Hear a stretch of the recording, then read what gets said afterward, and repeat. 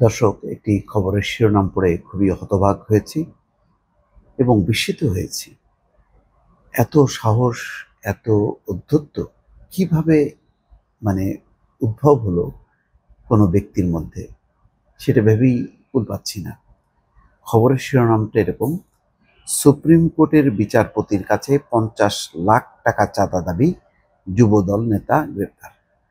এই যুবদল নেতা আগে আহ, স্থানীয় লোকাল ছাত্র দলের সভাপতি ছিল।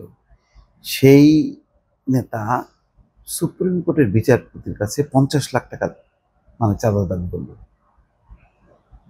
কিভাবে ভাবলো যে সেই সুপ্রিম কোর্টের বিচারপতি এত টাকার মালিক, যার কাছে 50 লাখ টাকা চাওয়া যাবে? আর কি ধরনের নেতা তিনি, যে এত দল থেকে আদেশ নির্দেশ শাস্তি কত কিছু করা হচ্ছে, তারপরেও এরকম ভাবে সাহস হলো যে বিচারপতির কাছে 50 লাখ টাকা চেয়ে বসলো? মানে চিন্তাই করা যায় না।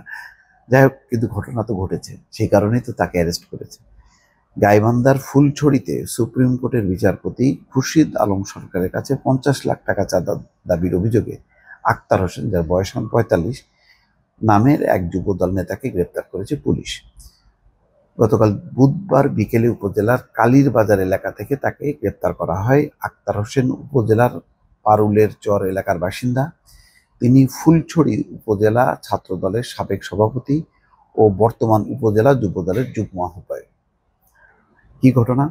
বৃহস্পতিবার আটকের বিষয়টি নিশ্চিত করেছেন ফুলছড়ি থানার ভারপ্রাপ্ত কর্মকর্তা খন্দকার হাফিজুর রহমান। তিনি জানান, শনিবার দুপুরে উপজেলার কালীর বাজার এলাকায় বিচারপতি খুরশিদ আলম সরকারের বাসভবনের কাছাকাছি এলাকায় হাঁটাহাঁটি করছিলেন। চাঁদার টাকা আনতে তিনি সেখানে যান। চিন্তা করেন যে বিচারপতি খুরশিদ আলম সরকারের বাসভবনের কাছাকাছি এলাকায় তিনি হাঁটাহাঁটি করছিল যে চাঁদার টাকা দিয়ে দেবে। কত মানে সহজ বিষয়টা তার কাছে। হ্যাঁ, পরে স্থানীয়দের সহায়তায় তাকে আটক করে পুলিশে সোপর্দ করেন বিচারপতি।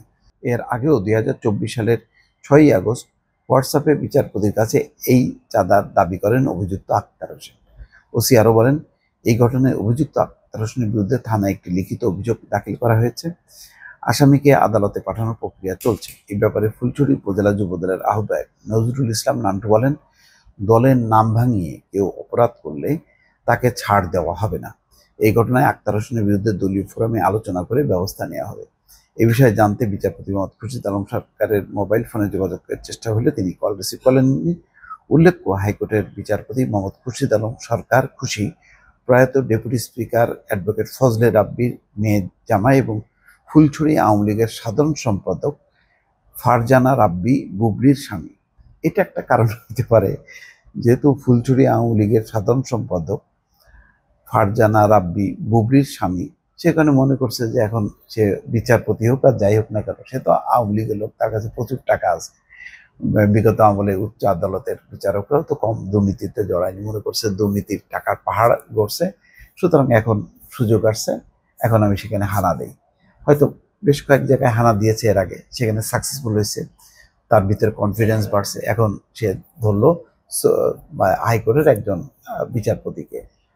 মানে কি বলবো আর, এইসব নেতাকে তো অবশ্যই দল, স্থানীয় পর্যায়ে নেতারাই প্রশ্রয় দিচ্ছে না, বলছে যে কোনো ব্যক্তির অপরাধের দায় দল নেবে না এবং তার ব্যাপারে ব্যবস্থা নেওয়া হবে। এখন নিশ্চয়ই কেন্দ্র থেকে কঠিন নির্দেশ আসবে। কিন্তু এই ঘটনাগুলো যেটা হচ্ছে, তাতে দলের ইমেজ নষ্ট হচ্ছে, যে ইমেজ নিয়ে বর্তমানে সাংঘাতিক রকম শঙ্কিত দল, এবং জামাত সহ অন্যরা এই ইমেজ নষ্ট করার পেছনে তারা ইন্ধন যোগাচ্ছে, এমন অভিযোগ কিন্তু রুহুল কবির রিজভী সম্প্রতি তার একটি বক্তব্যে বলেছেন। তো এরকম বিচ্ছিন্ন কিছু ঘটনাগুলো কিন্তু মানে বিএনপির জন্য এটা অত্যন্ত ক্ষতির কারণ হয়ে দাঁড়াচ্ছে। সুতরাং দল এই ক্ষেত্রে খুব কড়া অ্যাকশন নেবে, এটাই বলাই বাহুল্য। দর্শক, ভালো থাকবেন। আল্লাহ হাফেজ।